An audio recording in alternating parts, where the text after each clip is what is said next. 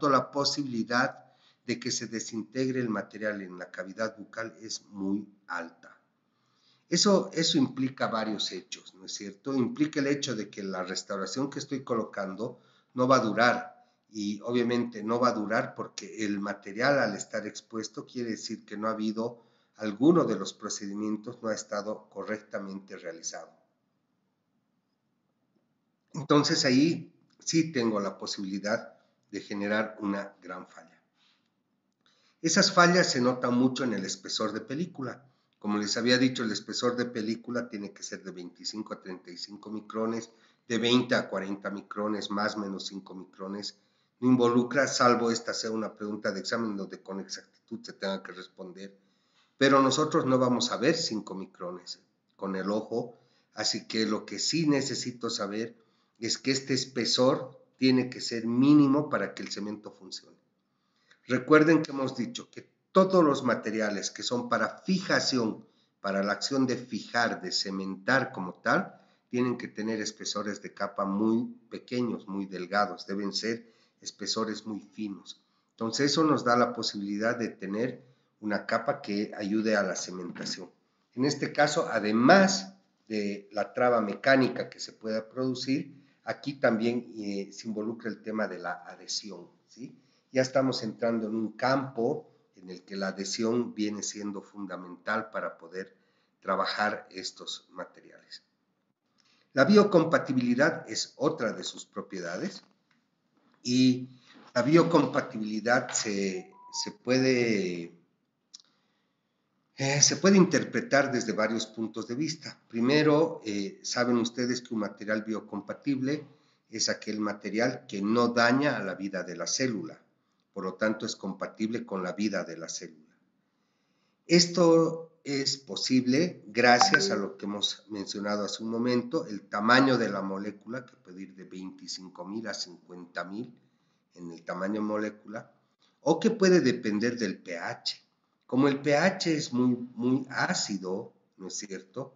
Entonces voy a tener un determinado pH al momento de iniciar la mezcla, y voy a tener un pH de 3 a 4, ¿no es cierto?, al momento de realizar la mezcla, y esto se va a neutralizar a las 24 horas. Tal como el cemento de fosfato, el pH de la mezcla va cambiando desde el momento que vacío el líquido, el momento que realizo la mezcla, el momento que fragúa y cuando pasa un determinado tiempo. Entonces, esto es también un dato importante, porque cuando uno pide datos de biocompatibilidad, la respuesta tiene que ir por el tema del control del pH, y obviamente en este caso con el tamaño de la molécula o de la partícula, ¿no es cierto?, que conforma a los poliácidos que conforman esta parte. La otra característica, y aquí es porque este es un cemento puente, ¿no es cierto?, es porque los materiales de policarboxilato, los cementos de policarboxilato que van a venir identificados con un CPC en notas o en el examen, se adhieren al calcio del esmalte, ¿sí? Se adhieren al calcio del esmalte mucho mejor que al calcio de la dentina. Por eso se prefiere para cementar incrustaciones o coronas donde hayan preparaciones que tengan mucho esmalte alrededor en el margen cabo superficial, ¿sí? No así para coronas muy grandes, donde tengo más dentina que esmalte. Ahí no se me va a pegar bien el cemento de policarboxilato, porque recuerden ustedes que donde se pega mejor es en el esmalte. Entonces la adhesión al esmalte está en base a la hidroxiapatita del esmalte y los radicales oxidrilos. Entonces aquí hay desplazamiento de ciertos iones metálicos, ¿no es cierto?, que hacen que las cadenas de radicales oxidrilos formen unos puentes y se peguen a la hidroxiapatita de calcio.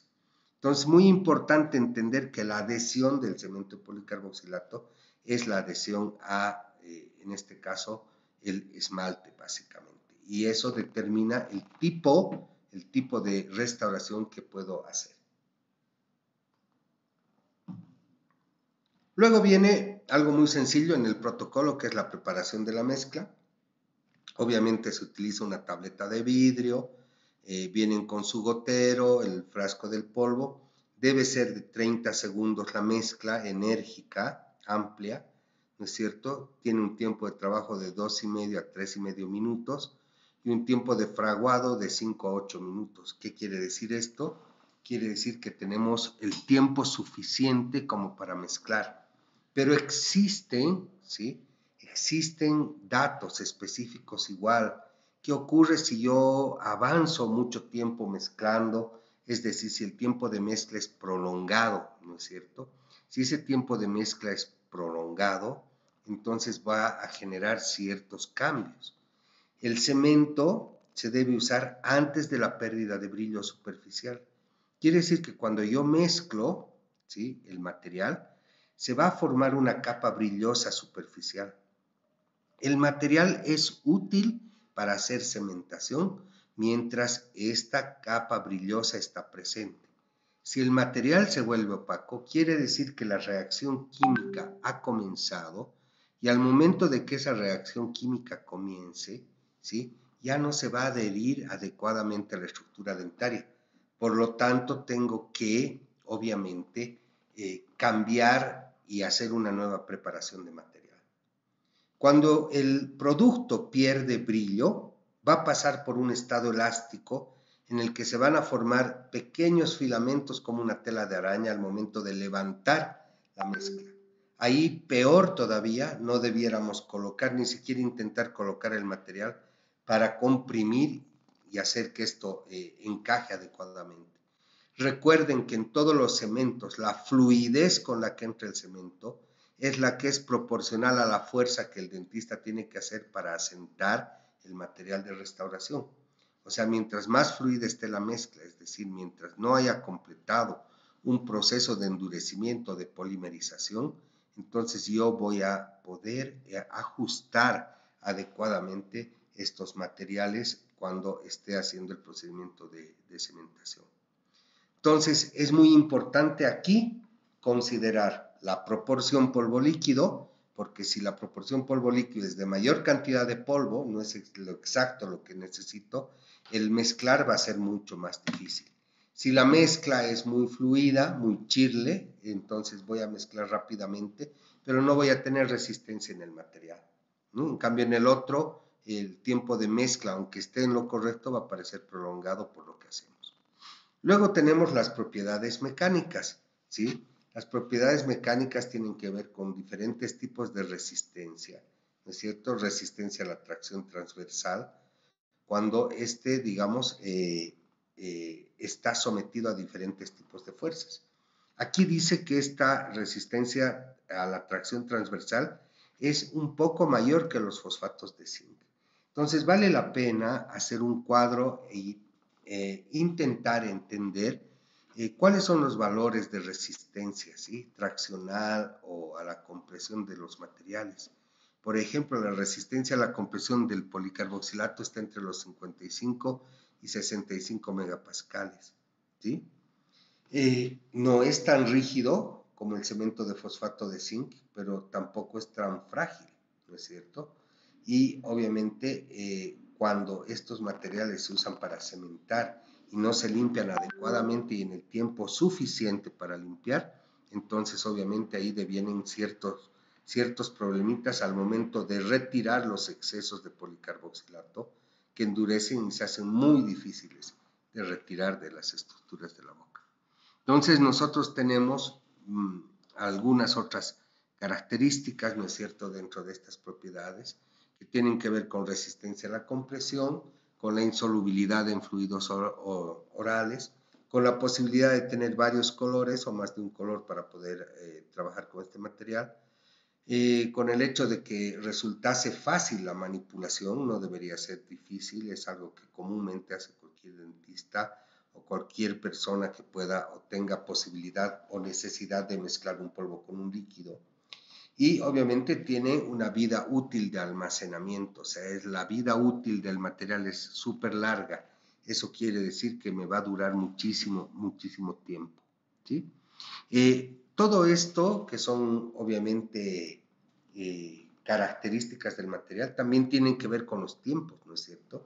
y yo voy a tener un tiempo de trabajo con los policarboxilatos, ¿no es cierto?, de 2,5 a 5 minutos, ¿sí?, desde el inicio hasta la finalización de la reacción y después de que se ha producido la mezcla, ¿sí? Para que el tiempo de trabajo se reduzca, ¿sí?, se debe bajar la temperatura. O sea, perdón, si reduzco la temperatura, ¿sí?, de la reacción química, puedo aumentar el tiempo de trabajo. Es decir, si trabajo en una placa fría, probablemente el cemento policarboxilato pueda tener la posibilidad de trabajarse mayor tiempo. Tengo 2,5 minutos para trabajar, en relación al cemento de fosfato de zinc, donde podría tener 5 minutos si es que reduzco la temperatura, ¿no es cierto?, en el momento de trabajar con la placa. Recuerden ustedes el método de placa congelada. El fraguado o el endurecimiento va entre 6 a 9 minutos, lo cual es considerado un rango ideal como agente de cementación, ¿no es cierto? Entonces, el cemento de policarboxilato de zinc tiene tiempo de trabajo, tiene tiempo de fraguado. Estos tiempos se pueden modificar en función de la temperatura y así como se puede modificar en la proporción polvo líquido, pero la proporción polvo líquido modificada afecta a la característica principal del material, el cual podría venir siendo la resistencia o la adhesividad o la fluidez que deba tener al momento de trabajar el material, ¿sí? Entonces, obviamente tenemos varios estos elementos, ¿no es cierto?, en el policarboxilato de zinc, que son interesantes de conocer. Cemento de policarboxilato de zinc, entonces, tiene pequeñas porciones de óxido de magnesio y en algunos casos óxido de aluminio. Para resumir, es un polímero de ácidos orgánicos alquenoicos que se llaman copolímeros del ácido acrílico, ¿no es cierto?, donde tengo ácido maleico y ácido itacónico. Cuando hablemos de ionómeros de vidrio, vamos a ver específicamente qué involucra la acción de estos ácidos. Es un cemento que reacciona por quelación, ¿sí? Es un cemento quelante, ¿no es cierto?, entre el zinc, el magnesio, el aluminio y el calcio de la superficie dental. O sea, los grupos carboxilos que se van uniendo y que hacen esos puentes cruzados para lograr la adhesividad o que el material se quede pegado a la estructura dental, ¿sí? El resultado de estas reacciones químicas son sales de policarboxilato de zinc, magnesio, aluminio y calcio, ¿no es cierto? Y obviamente esto es todo lo que necesitamos para entender un poquito sobre cómo se genera la adhesión química del cemento al momento de que este va a endurecer y va a fraguar sobre el diente. Entonces recuerden ustedes que es por un mecanismo de quelación de un ataque ácido que se produce en la estructura dentaria.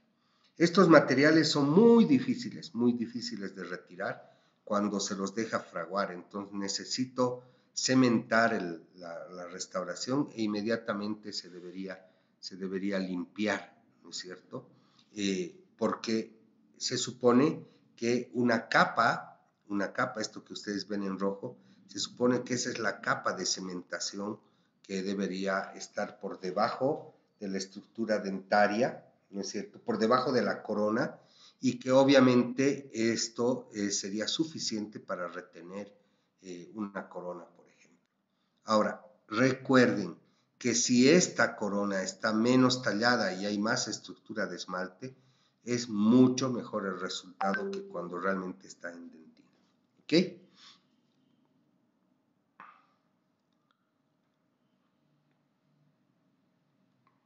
¿Alguna pregunta hasta ahí?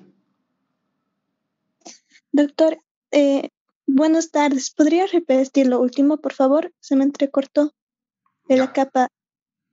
Gracias. Había mostrado una imagen en la cual tengo un diente tallado y por encima lo que representa una corona. Entre la corona y el diente tallado debiera existe un espacio que es llenado por el cemento. Ese cemento, esa capa de cementación, debiera ser de entre 20 a 40 micrones, 25 a 35 micrones. Entonces, toda esa estructura de cementación es la que nosotros tenemos que obtener, respetar, ¿no es cierto?, al momento de trabajar con un material de cementación. Entonces, ¿qué quiere decir ello?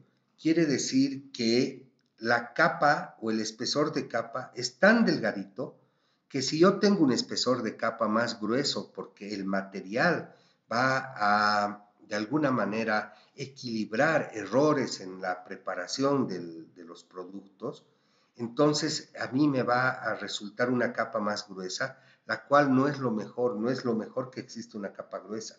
Lo importante siempre es, ¿no es cierto?, que exista una capa delgada, muy, muy delgadita, que es la que en realidad garantiza que el material funcione adecuadamente bien. Este concepto lo voy a volver a repetir en el capítulo de ionómero de vidrio que vamos a ver ahora. ¿Está comprendido, Carola? Sí, doctor, muchas gracias. Ya. ¿Alguien más que quiera hacer alguna pregunta?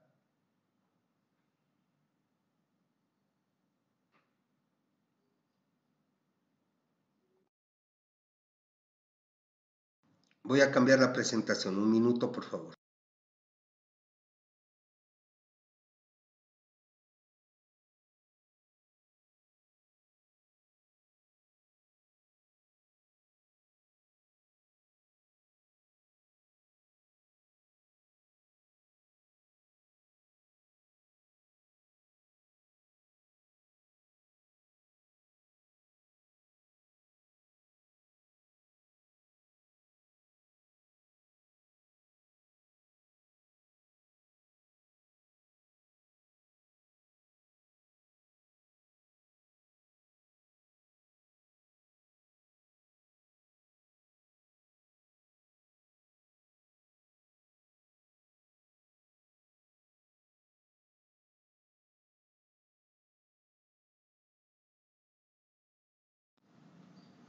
Bien.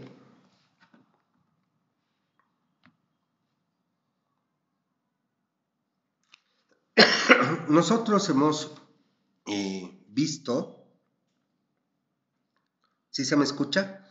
Nosotros hemos visto dentro de todos los materiales, uno de los materiales que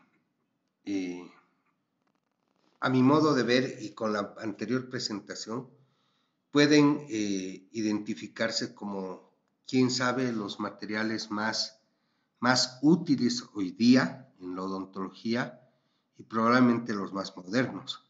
Entonces, este material que vamos a ver ahora es uno de los materiales que hoy básicamente se considera un cemento para todas las acciones, excepto las quirúrgicas.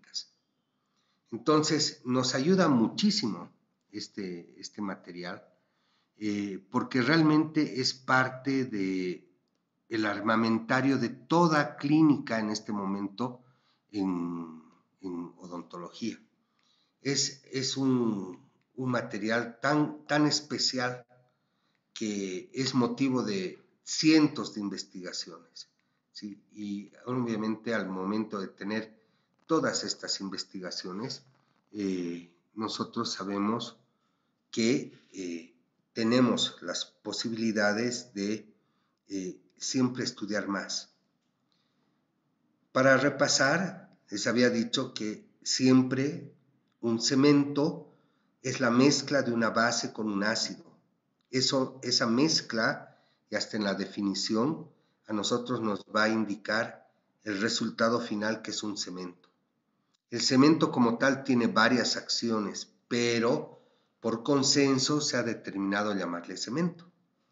Habíamos dicho que este cemento siempre va a presentar un líquido.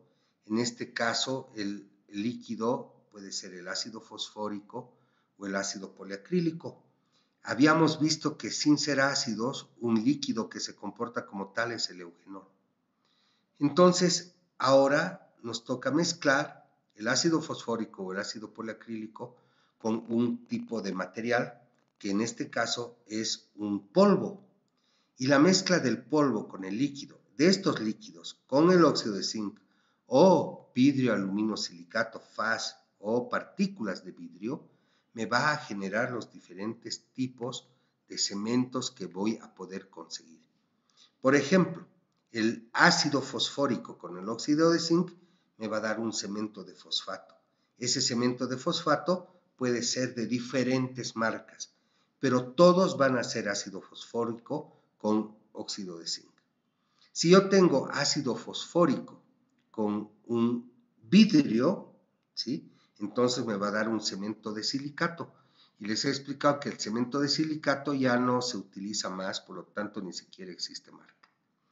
Si voy a mezclar un ácido poliacrílico con un óxido de zinc, entonces voy a tener un cemento de carboxilato o un cemento de policarboxilato, donde uno de sus representantes más idóneos es el cemento que se llama Durelón, ¿sí? Luego tenemos, obviamente, lo que vamos a ver ahora, la mezcla del ácido poliacrílico con partículas de vidrio. Y aquí, obviamente, se entiende que el resultante va a ser un cemento de ionómero de vidrio, ¿sí? Ese cemento de ionómero de vidrio tiene muchísimos, pero muchísimos representantes hoy en día en el mercado odontológico y hay cientos de marcas y de características, tipos de esos materiales. Por eso esta clase 4.5 está referente a, obviamente, los ionómeros de vidrio, ¿sí? Entonces, lo que es importante es analizar los sufijos, lo que significa ionómero y lo que significa vidrio. D, ya saben que es un sufijo que me dice que es vidrio, que involucra estos ionómeros. ¿Qué es el ionómero de vidrio? Les había dicho que es uno de los materiales que tiene mayor predominio hoy en odontología y del cual existen muchísimas variables, ¿sí? Tengo diferentes tipos, todos ionómeros de vidrio, todos son ionómeros de vidrio. ¿Por qué el dentista tiene que tener tanto ionómero de vidrio? ¿Por qué el dentista tiene que tener más de un ionómero de vidrio? Porque obviamente, mientras vayamos viendo la presentación, van a entender que las clasificaciones de ionómeros de vidrio son súper extensas. ¿Quién sabe? Para entender el ionómero de vidrio, primero hay que entender su clasificación y subclasificaciones. Si uno entiende ello, va a ser muy fácil poder trabajar con un ionómero de vidrio y saber realmente cuál es el que más necesito. Los ionómeros de vidrio han aparecido hace más o menos 56 años. Calculo que antes de los 56 años, porque las referencias bibliográficas que parten desde 1969, que es cuando se aprueba la primera patente, tienen que ver con que este material haya sido desarrollado inclusive 10 años antes de que se patente. En odontología, las empresas ya saben lo que va a salir de aquí a 5, a 7, a 8, a 10 años. Ya tienen el producto.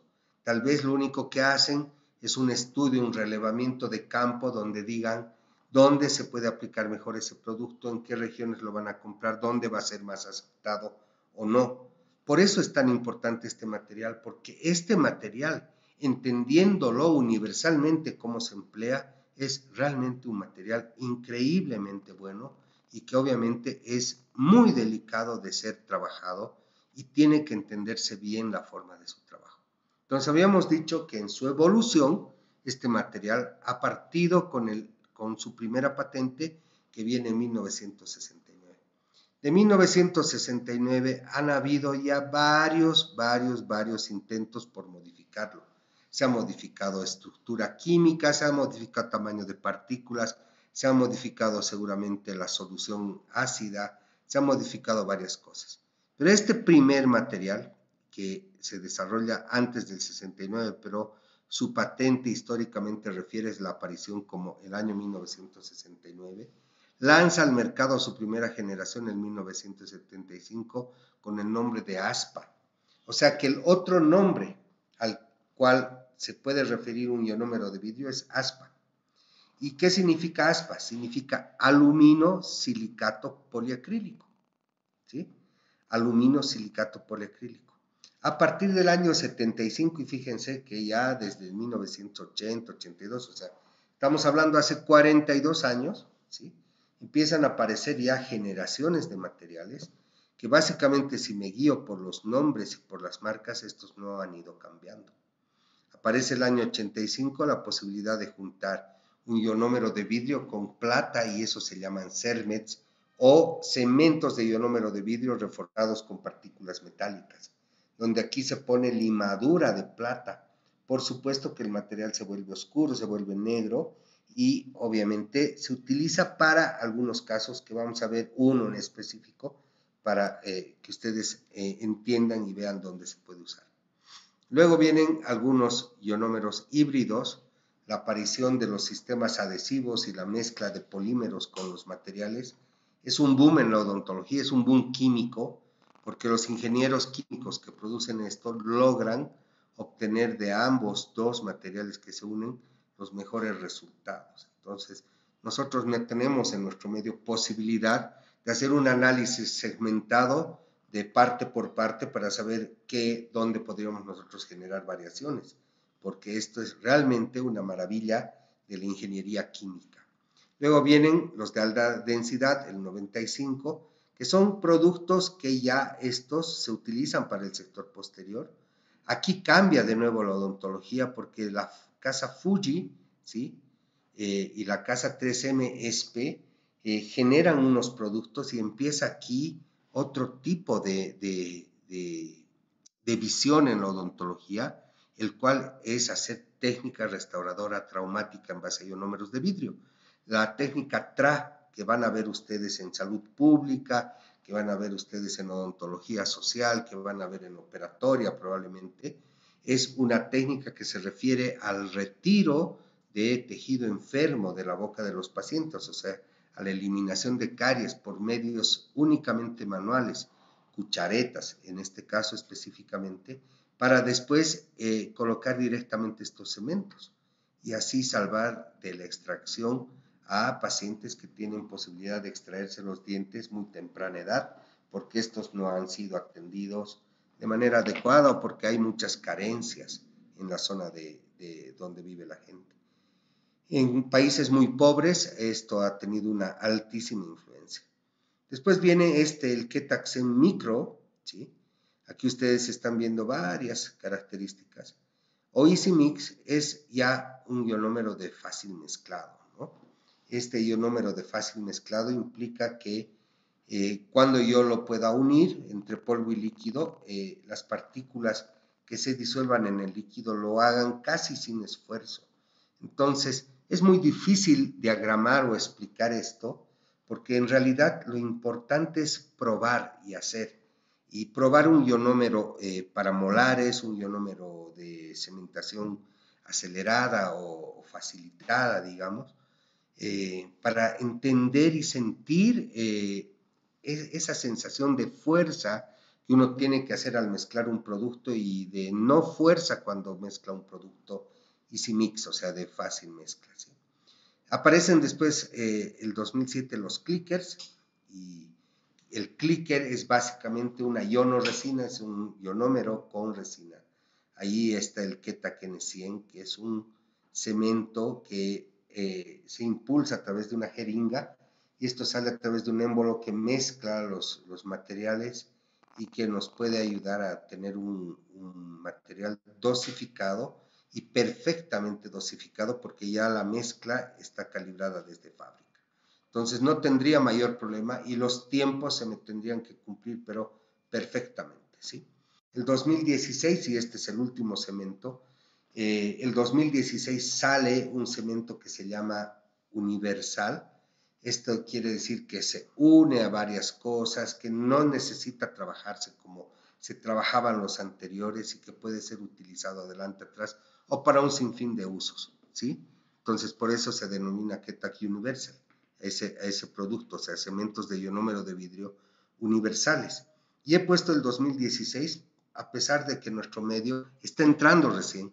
Hay gente que ya lo utiliza, pero hay gente que ni lo conoce a este material, y por lo tanto eso impide un poquito a veces conversar sobre las los beneficios y ventajas de estos ionúmeros universales, porque mucha gente se ha quedado ya en el del año 95, ¿no es cierto? Y compra obviamente estos grandes, estos casi no les interesan o son muy difíciles de acceder porque los encuentran extremadamente caros. Entonces, ese es el ionúmero de vidrio en su evolución y obviamente habíamos dicho que lo primero que hace el primer nombre que recibe es el material aspa, pero es un ionúmero de vidrio y ese ionúmero de vidrio para nosotros, en términos reales, en términos científicos, si ustedes quieren llamarle así, es un polialquenoato de vidrio. Entonces, si en el examen viene y dice, por favor, llene en un vacío los nombres de los materiales y ustedes ven polialquenoato de vidrio, saben que se refiere a un cemento de ionúmero de vidrio. ¿Sí? Es el único material de vidrio que termina en el sufijo de vidrio. Entonces, es un polialquenoato, como puede ser una restauración indirecta acrílica, una restauración indirecta metálica, una incrustación, lo que fuera, recibe varios nombres. ¿Sí? El polialquenoato es un material que obviamente a nosotros nos indica que tiene algún tipo de característica. ¿Sí?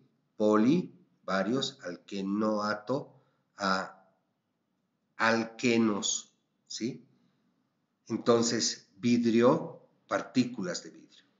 Entonces, por eso es que nosotros en esta clase vamos a tratar de cubrir la mayor cantidad posible de información respecto a ionúmeros de vidrio, entendiendo bien sus generalidades, ¿no es cierto?, que hemos explicado ya hasta este momento, la composición de estos productos, ¿no es cierto?, las clasificaciones que pueden haber, clasificaciones por el uso, las técnicas clínicas, la táctica operatoria, o sea, es muy diferente técnica clínica de táctica.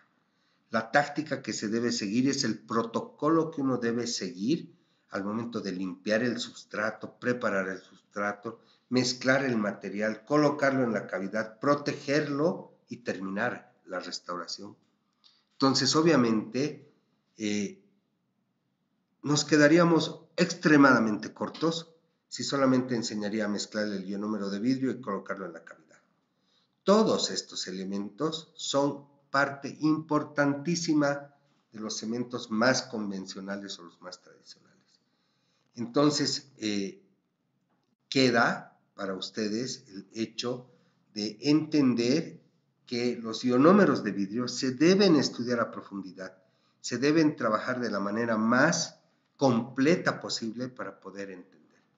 Entonces vamos a ir repasando un poquito lo que hemos visto, ¿no es cierto? Hemos dicho que el ionómero de vidrio es un cemento de ionómero de vidrio cuyas siglas iniciales eran aluminio silicato poliacrílico, ¿sí?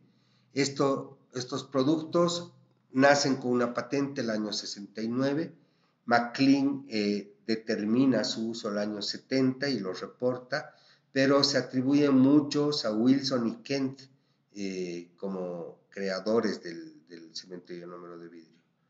En Europa, el año 1975, se lanza el ionómero de vidrio y por lo tanto desde ahí tiene una altísima importancia, o sea, se utiliza en Asia, se utiliza en todo el mundo, básicamente. ¿Qué significa la palabra vidrio ionómero, cemento de vidrio ionómero? ¿Sí? Aquí es donde nosotros tenemos que segmentar todo. Entonces, nosotros entendemos vidrio como partículas, ion, que es un elemento o una reacción ionomérica, y mérico significa polímero. Entonces, quiere decir que aquí hay necesariamente, ¿sí? Hay necesariamente la posibilidad de entender de que tienen que existir enlaces iónicos para que se produzca la reacción química en el material, ¿sí? Entonces, estos enlaces iónicos se tienen que pegar al vidrio y por lo tanto tiene que existir una reacción entre el vidrio y los ácidos para que se formen, ¿no es cierto?, estos enlaces que permitan tener una estructura consolidada química de estos materiales, ¿sí? Por lo tanto, entonces, recién ahí voy a tener la posibilidad de tener ionómeros de vidrio con enlaces iónicos, ¿no es cierto?, que obviamente son los que me van a generar la estructura final.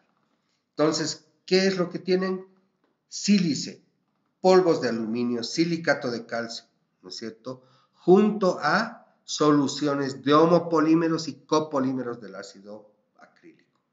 Entonces, dice copolímeros del ácido acrílico. Por lo tanto, ahí yo tengo que entender lo mérico, ¿no ve? Vidrio ionomérico o ionómero, porque hay polímeros. Aquí existen los polímeros. Entonces, el ionómero de vidrio, ¿no es cierto?, tiene que tener reacciones químicas. Por lo tanto, el ionómero de vidrio va a tener una reacción ácido-básica. Es decir, va a haber una reacción donde va a haber un ataque del ácido a las partículas.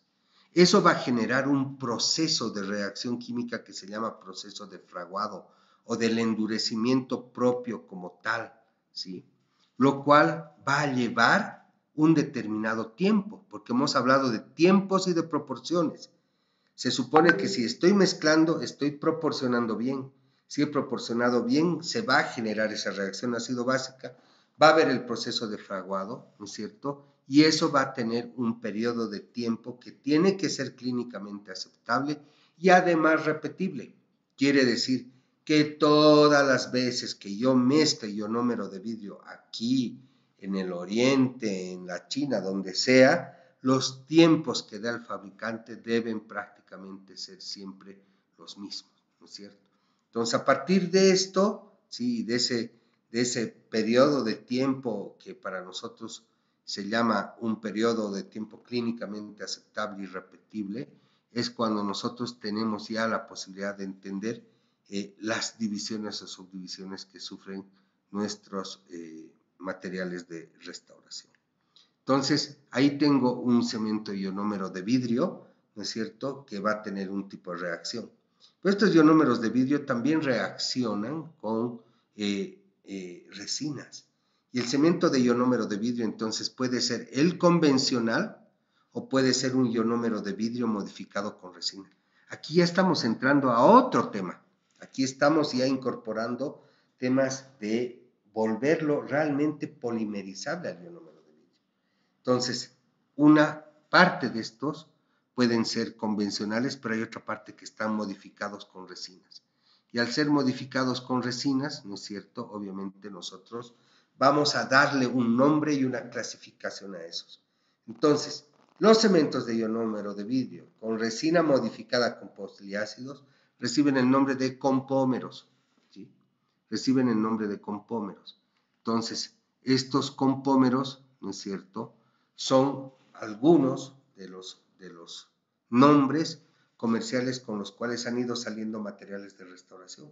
Entonces la gente se compraba compómeros sin saber que estaba trabajando en realidad con un ionómero de vidrio modificado por resina, y obviamente lo crea súper especial al compómero, y así lo trabajaban especialmente en niños, ¿no es cierto? ¿Qué es lo que pasa con estos materiales? ¿Sí? Lo primero es que el cemento de ionómero de vidrio, el convencional, este que está en rojo acá, ¿no es cierto?, tiene una forma de reacción, ¿sí? Hay una descomposición del vidrio por el ataque ácido, ¿no es cierto? Y después de que hay una formación de un ácido hidrosoluble, ¿no es cierto?, este va a generar un fraguado por neutralización. Entonces, aquí los polialquenoatos de vidrio o polifosfonatos de vidrio, según la composición que vayan a tener, van a tener una reacción química convencional. Mientras que los materiales de ionómero de vidrio que tienen que reaccionar por efecto de la polimerización van a tener siempre líquidos, ¿sí?, que tengan que inducir a que haya una polimerización, una reacción química fotoquímica, una reacción de polimerización fotoquímica. Entonces aquí tienen el hidroxi y el tilmetacrilato, que hace una reacción ácido-básica. Este es un reactor que se incorpora a la formulación para que reaccionen por polimerización de luz, por energía radiante. Esa luz azul que ustedes ven en el dentista, que se coloca sobre los materiales para que endurezcan, se refiere a este material que tienen los materiales. Entonces, aquí en el cuadro resumen, yo veo un ionómero de vidrio convencional, un ionómero de vidrio modificado por resina. Cuando estos son poliácidos, se denominan compómeros. Esta es la secuencia, ¿no es cierto?, que siguen los polialquenoatos de vidrio, polifosfonatos de vidrio, como materiales convencionales, versus los que están encuadrados en verde, que son materiales que hacen reacción fotoquímica o son fotosensibles. Quiere decir que reaccionan a la luz. Esos son los dos materiales que vamos a ir viendo en sus diferentes clasificaciones. Entonces, a partir de esto, tiene que existir una presentación comercial. Y aquí también la presentación comercial se ha de dividir por lo más convencional, lo más clásico, lo más tradicional y los materiales que son ya diferenciados. Entonces, esta es la presentación comercial, ¿sí? El polvo, lo que está al lado izquierdo de ustedes en frente a sus pantallas, tiene óxido de silicio, trióxido de aluminio, fluoruro de calcio, fluoruro de aluminio, fluoruro de sodio y fosfato de aluminio. En los porcentajes que ustedes están viendo, ¿sí? 29, 16, 34.3. Nunca he tenido la posibilidad de ver una formulación que cambie estas mezclas, que cambie estos porcentajes. Por eso esta es una composición muy básica, digamos, la que se debiera respetar siempre. En el lado derecho tienen lo que es el líquido, que es ácido itacónico, cuya función es reducir la viscosidad del líquido, por eso tiene ese ácido. Tiene ácido poliacrílico en un 47.5%, ácido tartárico y ácido tricarbálico. Recuerden que todos estos lo que hacen es aumentar la cantidad de radicales oxidrilo, COOH, que son los que van a reaccionar con el zinc, que van a reaccionar con el aluminio, con los minerales del diente, ¿sí? Todo esto es una solución acuosa de ácido poliacrílico al 50%. Entonces eso implica muchísimos elementos, implica que aquí hay mucha agua. Entonces obviamente el líquido mezclado con el polvo tiene que estar realmente muy bien calibrado, muy bien dosificado para que no tenga los problemas que pudiese presentar cualquiera de estos materiales. Entonces, como hay ácidos polialquenoicos, es un polialquenoato, es un material que tiene muchísimas moléculas, ¿no es cierto? Y hay producción de ácidos alquenoicos. Estos obviamente van a formar algún tipo de ácidos, poliácidos, ¿sí? A partir de los ionómeros de vidrio. Entonces, por eso se denominan polialquenoatos, porque como estructura tienen ácidos alquenoicos que van a formar esos poliácidos a partir de lo que son los ionómeros de vidrio. Entonces, aquí me doy cuenta que lo importante es entender que la cantidad de ácidos que hay, de unidades de ácido que hay, lo que va a generar son diferentes cantidades de ácido, de radicales oxidrilo, ¿no es cierto? Y obviamente estos ácidos, ácido acrílico, itacónico, maleico o tricarbálico, son parte esencial de varias de las formulaciones de ácidos que van a permitir que el material sea aún más adhesivo a la estructura del diente, recordando esa estructura cruzada que es la que se pega con el calcio de la estructura del diente. Pero recuerden ustedes que el cemento policarboxilato era un material que se pegaba con mayor ventaja al esmalte. Sin embargo, el ionómero de vidrio se pega casi igual a la estructura inorgánica de la dentina, y por eso al principio hemos visto las características del substrato de la dentina, entenderlo químicamente para poder aplicar estos materiales en la clínica, en el desarrollo de investigaciones, en la toma de decisiones respecto a lo que uno tiene que hacer, lo que tiene que saber, etcétera, para poder entender adecuadamente estos productos. Pero lo más importante también está en reconocer el hecho de que ahora estos productos tienen mecanismos adhesivos y de adhesión, ¿sí? Y donde la adhesión viene siendo un tema diferenciador como material. Entonces, ¿de qué se diferencia o por qué se diferencia el ionómero de vidrio? Básicamente por la adhesión. ¿Por qué no se toma en cuenta tanto al cemento de policarboxilato? Porque según como vayamos avanzando van a irse dando cuenta que el ionómero de vidrio ha superado pero amplísimamente a los policarboxilatos.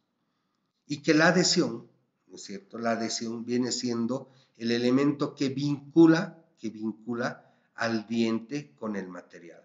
O sea, puedo tener mucho material, puedo tener diferentes tipos de materiales.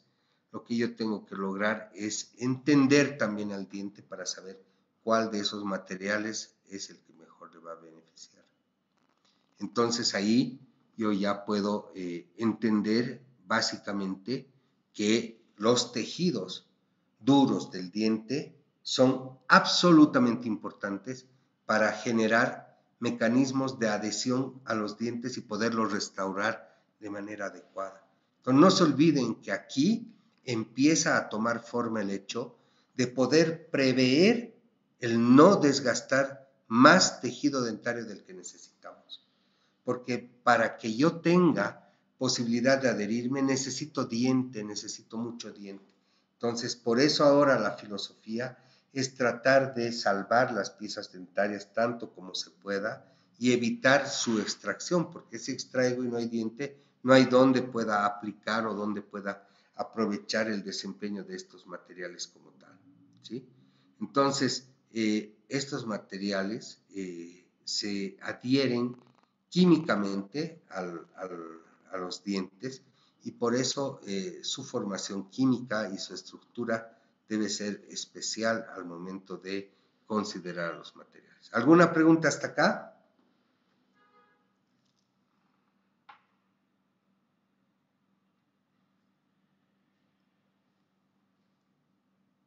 ¿Alguna pregunta?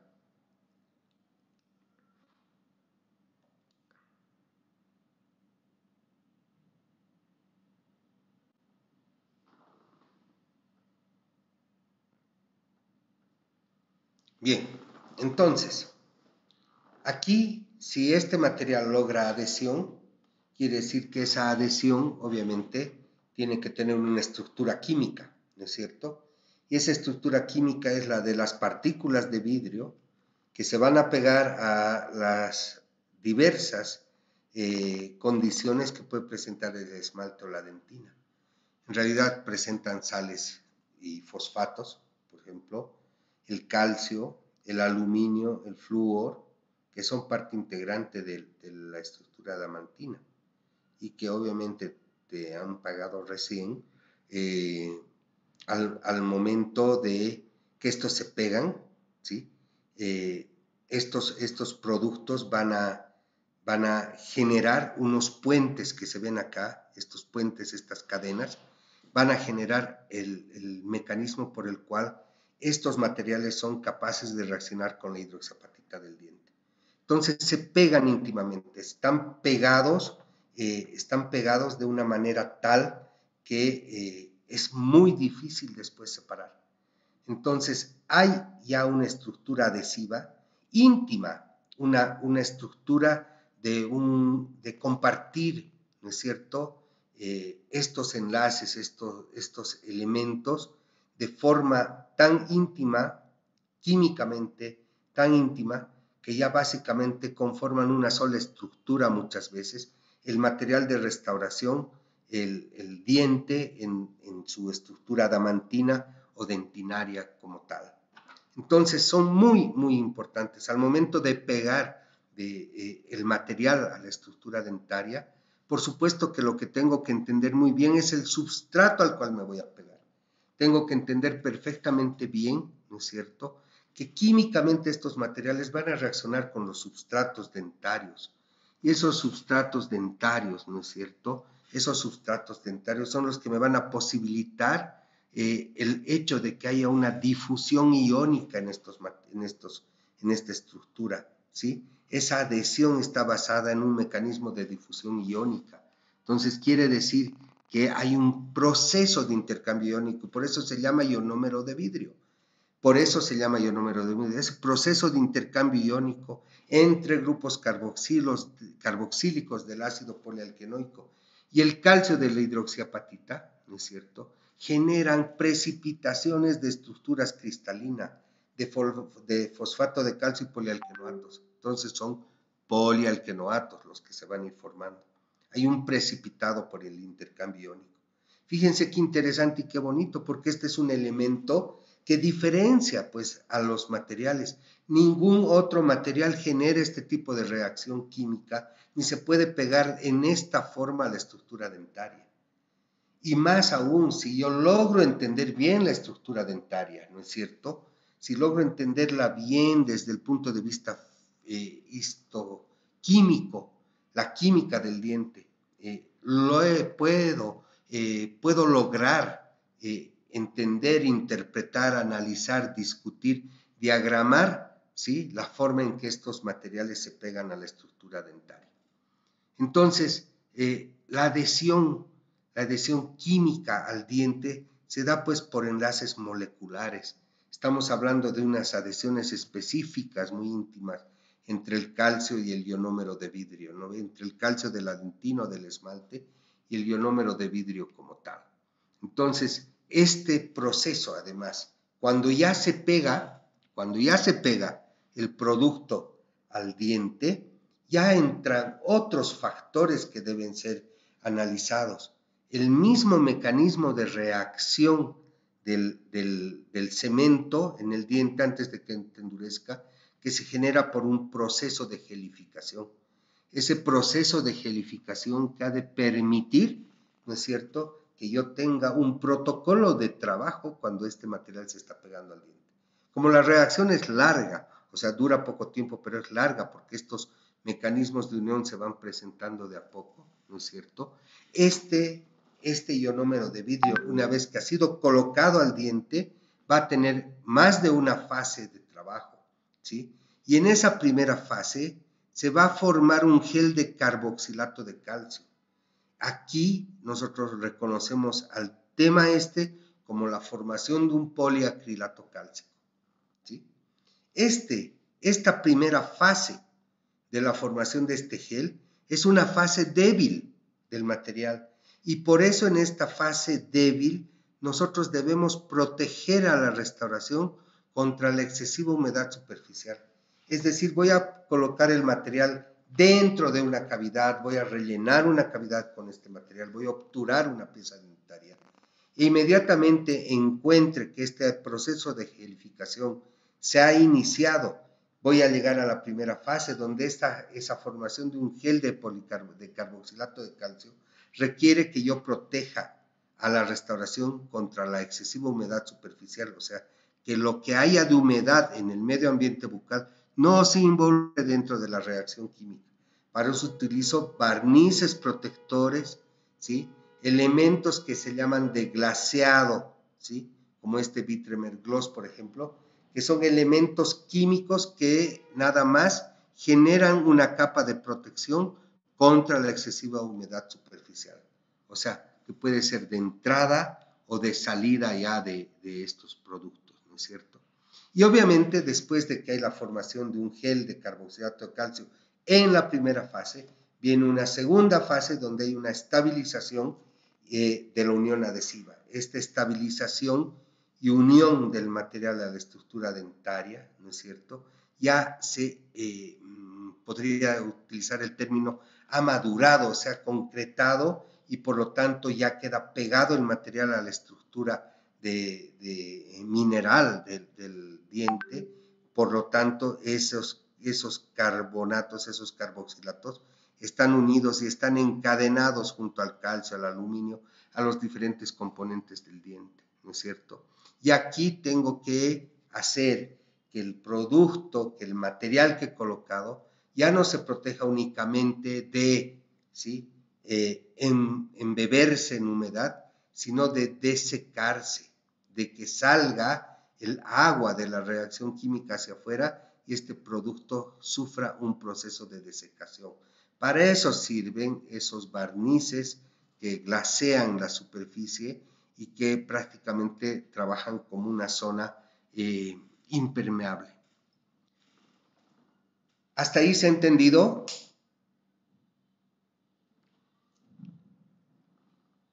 Sí, doctor, se entendió. Sí, doctor. Ok. ¿Qué puede hacer un cemento de ionómero de vidrio? O sea, ¿qué es lo que un cemento de ionómero de vidrio puede hacer? Ya hemos dicho que un cemento de ionómero de vidrio puede pegarse a la estructura dentaria por adhesión molecular, ¿no es cierto? Puede pegarse a la estructura dentaria por adhesión molecular. Pero el ionómero de vidrio, ¿sí? ¿No es cierto? También es biocompatible, porque no se olviden que estamos hablando de los mismos ácidos o ácidos incorporados en este grupo de poliácidos, ¿no es cierto?, que tienen un gran tamaño de molécula. Pero la adhesión molecular al esmalte y a la dentina hacen que este material se selle de manera marginal, que haya durable sellado marginal, ¿sí? Porque se pega a la estructura de esmalte y a la estructura dentinaria, ¿sí? Que tenga una excelente biocompatibilidad, que sea compatible con la vida de la estructura dentaria, porque ese gran tamaño de molécula no le permite incorporarse o entrarse dentro de la dentina y lesionar los túbulos dentinarios. Tiene un coeficiente de expansión térmica similar al diente, quiere decir que si el diente aumenta en 1 grado centígrado y eso hace que el diente aumente en una variable X, el ionómero de vidrio va a aumentar en la misma variable. Por lo tanto, el coeficiente de expansión térmica lineal del ionómero de vidrio es similar al diente. Y como ambos se deforman de la misma manera, eso va a reducir la formación de gaps, o sea, de microgrietas entre el diente y el material de restauración. Como esto tiene flúor, hay liberación de iones de flúor a las superficies dentales adyacentes, ¿no es cierto? Y obviamente eso contribuye a la prevención de la aparición de caries. Entonces, ¿qué pasa con los ionómeros de vidrio? Pasa que tienen flúor, pero hay una teoría. Tú tienes el ionómero de vidrio en la cavidad, está expuesto, lo que tú quieras, te cepillas los dientes y con el flúor de la pasta dental, algunos ionómeros de vidrio pueden pretender cargar su carga iónica de flúor. Entonces, permanentemente pueden ir distribuyendo, liberando iones de flúor a todas las superficies dentales. Y eso viene siendo también un elemento que diferencia a este producto. Por eso es que el rango de indicaciones y de aplicaciones es tremendamente grande. Tenemos que hacer un resumen muy pequeñito, ¿no es cierto? Y generar una descripción que me permita entender bien al ionómero de vidrio y lo que tiene. Entonces, vamos a decir lo siguiente. En una descripción general, el ionómero de vidrio es un producto que tiene agua combinada y libre. ¿Cómo se soporta esto? O sea, cuando esto venga en una pregunta y diga, en una descripción general, el ionómero de vidrio contiene agua combinada y libre, ¿a qué se refiere? A que el ionómero de vidrio está expuesto, pues, necesariamente a, primero, el líquido, el agua, la humedad que contiene la dentina.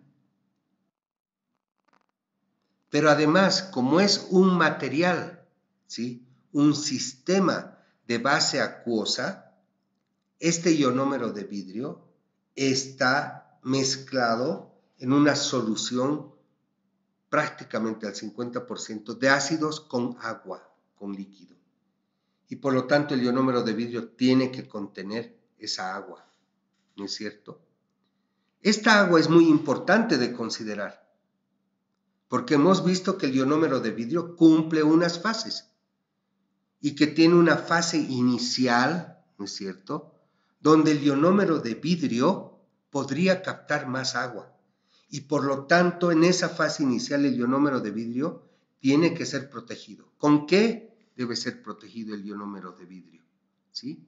Debe ser protegido con un barniz. Este barniz puede ser químico o este barniz puede ser fotopolimerizable, cualquier elemento que genere la posibilidad de formar una capa impermeable sobre el ionómero de vidrio. Porque en esta etapa se están formando cadenas de poliacrilato cálcico, ¿sí? Y estas cadenas de poliacrilato cálcico son extremadamente solubles y se pueden disolver y se pueden perder. Y por lo tanto, si estas cadenas de poliacrilato se pierden, quiere decir que estas han sido expuestas y por lo tanto las propiedades físicas del material van a cambiar. Y si se pierden las propiedades físicas del material, se pierden por lo tanto las características que a mí me sirven del material. Y estos fenómenos se llaman de imbibición y de sinéresis. Imbibición cuando ganan humedad del medio ambiente y sinéresis cuando pierden, ¿no es cierto? Cuando pierden entonces esa agua interna combinada que tiene el ionómero de vidrio. Eso se llaman fenómenos de imbibición y sinéresis. Por lo tanto, esto que es característica propia del material, podría hasta considerarse un problema, ¿no es cierto? Y por lo tanto, los fabricantes generan soluciones a este tipo de problemas.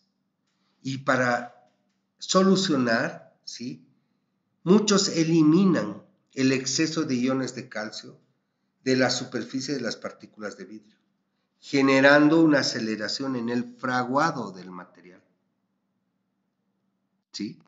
Entonces, esto implica el hecho de que la meta para mí va a ser tener un material más estable en la fase de gelificación, en la primera fase. Un material más estable en humedad, en agua, en la fase 1. ¿Sí? ¿Sí? ¿Y cómo reconozco si un ionómero de vidrio, ha sido modificado, ¿sí? en su composición, quitándole esos iones de calcio? Voy a tener un material menos translúcido. El material que voy a trabajar va a ser menos translúcido y va a fraguar más rápido. Entonces, ahí tengo algunas características que me dicen o me permiten cualificar a los diferentes ionómeros de vidrio.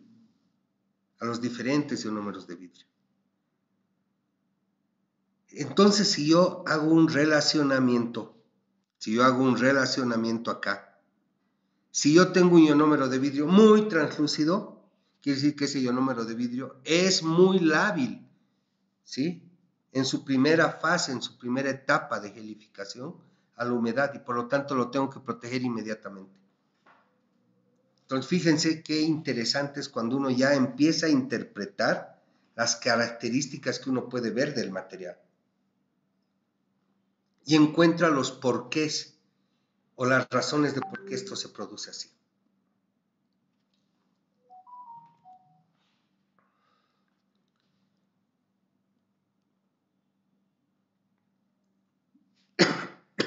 Con todo esto,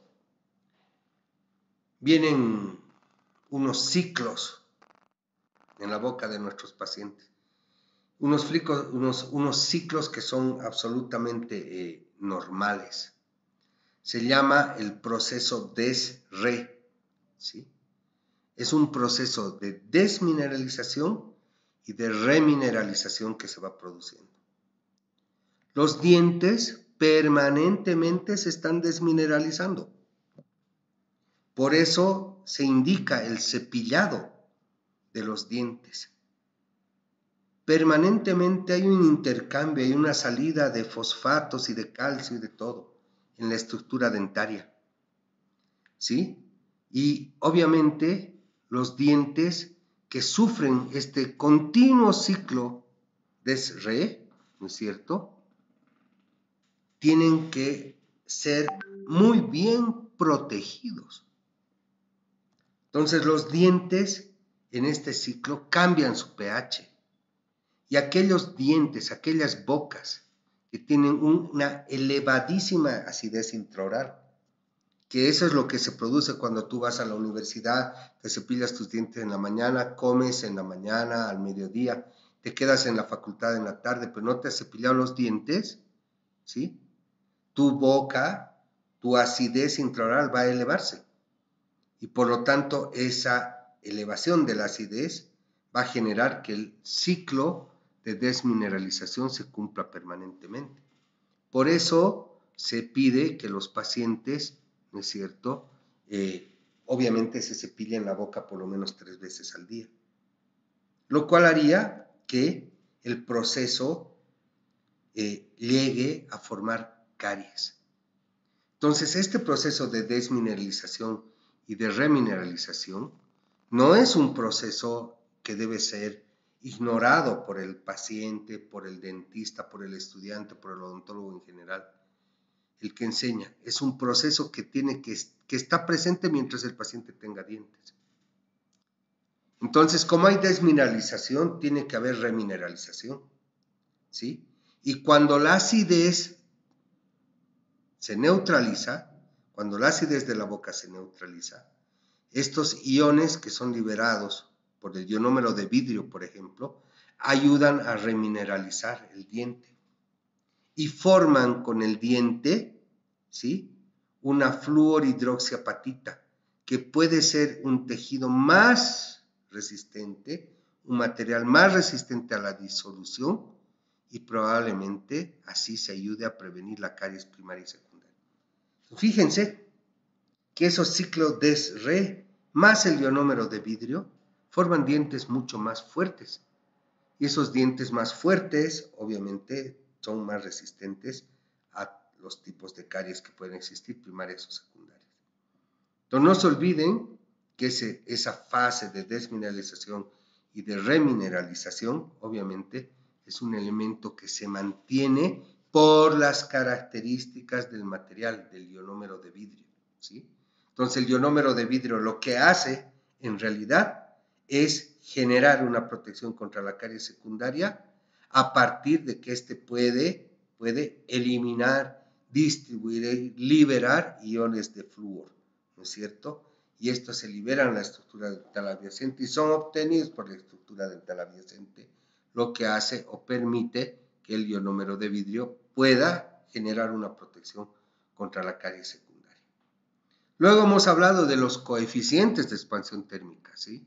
Y el ionómero de vidrio como coeficiente de expansión térmica tiene prácticamente los mismos valores que el esmalte y la dentina. La amalgama y los materiales resinosos con alta carga inorgánica tienen coeficientes de expansión térmica muy diferentes al ionómero de vidrio. Entonces, esta es una de las razones por las cuales al ionómero de vidrio se le dice dentina artificial también, ¿sí? Porque prácticamente tiene el mismo coeficiente de expansión térmica.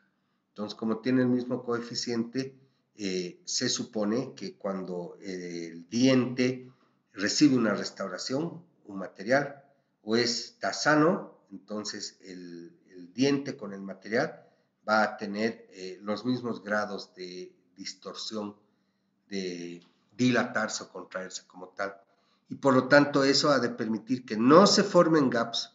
Esto es un gap. Cuando el material se contrae, forma un gap porque se separa de las paredes donde estaba colocado. Entonces, al separarse, por aquí entra caries y eso se llama caries secundaria. Si el material no se contrae, si el material tiene el mismo coeficiente de expansión térmica lineal que el diente, entonces está garantizado que el sellamiento periférico, ¿sí?, el sellado marginal del material, pueda resultar en términos de beneficio para la estructura dentaria. ¿Está claro? Sí, doctor. Bien, hasta aquí voy a llegar hoy día, ¿sí? Y para la próxima clase vamos a ver lo que es clasificación de los ionómeros de vidrio. Esto no lo quiero tocar porque es bastante largo y es importante racionalizar los materiales que tenemos a disposición, de tal manera que pueda entender bien la clasificación y así al entenderla tenga posibilidades de saber que tengo o de racionalizar la enorme cantidad de materiales que tengo, que todos ellos se van a poder clasificar de acuerdo a varias visiones, a diferentes variables que pueda tener el odontólogo, ¿no es cierto? ¿Alguna pregunta hasta acá?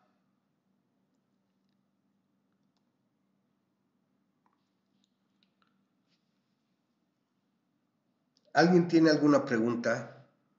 Doctor, buenas tardes. Hola, Carol. Lo siento, yo molestando de nuevo. No te disculpes, por favor, es muy bueno interactuar. El aspa era aluminio silicato poli. Acrílico. Gracias, doctor. ¿Alguna otra pregunta?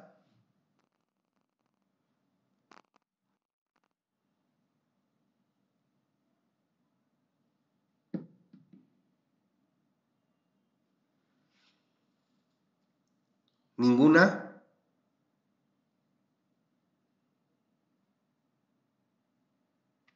Bien, entonces nos vemos el próximo jueves en la clase del mediodía, por favor.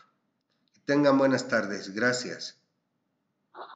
Gracias, doctor. Gracias, doctor. Hasta luego. Igualmente. Recording.